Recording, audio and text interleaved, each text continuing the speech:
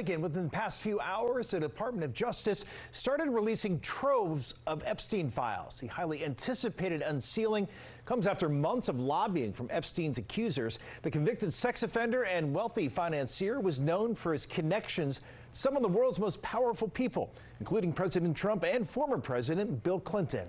DC News Now's Raquel Martin joining us live from Capitol Hill. And Raquel, there were so many pages here. What have you learned so far?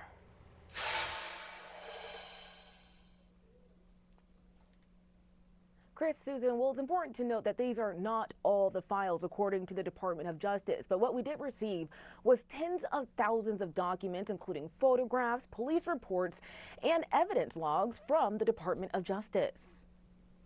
The Department of Justice has begun unsealing the Epstein files. The bottom line is it's not anywhere near a full release. Congressman Ro Khanna helped pass the bill, which required the DOJ to release all unclassified files by Friday night.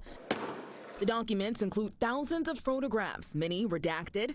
The faces that can be seen include Jeffrey Epstein and Ghislaine Maxwell, plus notable figures like former President Bill Clinton. I believe there was more than just redacting the victims' names and family members. The law allows for some redactions about victims or ongoing investigations, but explicitly states information cannot be withheld due to embarrassment, reputational harm, or political sensitivity. So his attorney general has to comply with it, and there are penalties if she does not. President Trump continues to distance himself from the investigation. I have nothing to do with Jeffrey Epstein. It's a hoax. The whole thing is a hoax. He signed the law after he lobbied against it. Previously subpoenaed photographs Congress released show President Trump with Epstein.